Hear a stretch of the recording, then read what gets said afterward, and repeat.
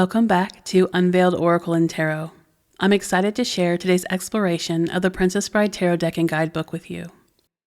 One of my all-time favorite movies, this tarot has been on my radar for what seems like a year, and I'm delighted to share that I did manage to interview its illustrator, Glenda Sburelin. Once you see the images she's created, I hope you'll all take a minute to check out our conversation, which is linked in the video description below. For now, let's join Buttercup and Wesley for a stroll through the fire swamp. First, I want to take a closer look at the box. Our title is presented in gold filigree, just as you might expect to see on a book cover, and is also present along the sides. We've got detailed depictions of our favorite characters, scenes, and concepts from the film right on the front cover. Oftentimes, cover art like this is taken directly from images that are already on the cards, but having already seen all 78, I can say that these appear to have been specifically created for the cover, which, in my opinion, is a level up. On the back, there are 3 actual card examples, though the cover art has already given us a great idea of what to expect inside. Opening the cover, we find an attractive blue floral pattern on the left, and the same pattern in green on the right. All around the bottom edge are also a few gold embellishments, and as we move along, you'll notice that many of these design elements are carried throughout the entire deck, which is characteristic of a cohesive work. Those familiar with the channel know how much I appreciate cohesion, but this is something the artist told me she was very intentional about, and was hoping we'd all notice, so shout out to Glenda, mission accomplished. Moving on to the guide. The frame and floral elements from the cover art have been adopted, as well as the little gold embellishments from the sides of the bottom cover. On the back, we find Wesley and Inigo's swords and Wesley's pirate mask.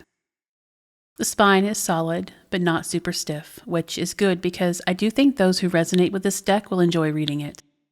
The author, Erin Kwong, has really gone above and beyond, and I'm excited to give you some idea of what I mean, so let's go ahead and open it up.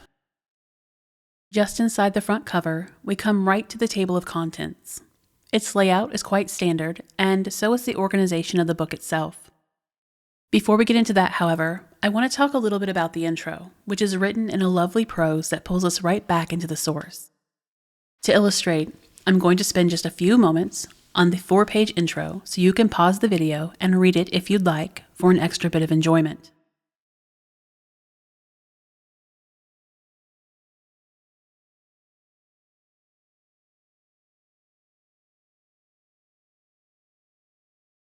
Moving on, as I mentioned, our major and minor arcana are laid out as expected, with large images for the major and smaller for the minor. Each are accompanied by both upright and reverse interpretations, which are definitely worth taking the time to read through. Getting into the spreads, there are 4 in total.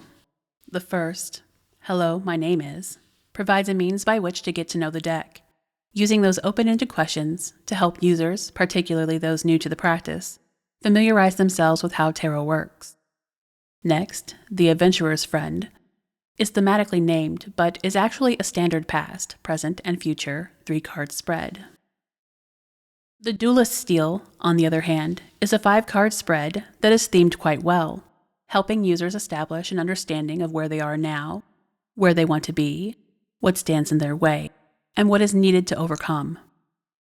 Finally, the Horseshoe Spread uses 7 cards and is a popular alternative to the Celtic Cross, but one that I don't see very often in guidebooks. I like the different elements beyond the past, present, and future are named to be relevant to the Princess Bride, but the spread itself is fairly standard for a horseshoe. Which of these is your favorite? Let me know your thoughts in a comment below as we move on now to the cards. Let's go ahead and have a look at the card backs, starting with the material. The stock is on the heavier side, which I prefer and tends to be what Inside Editions likes to use. Likewise, the finish shies away from gloss, opting instead for matte. It is going to stick a bit, but that's to be expected.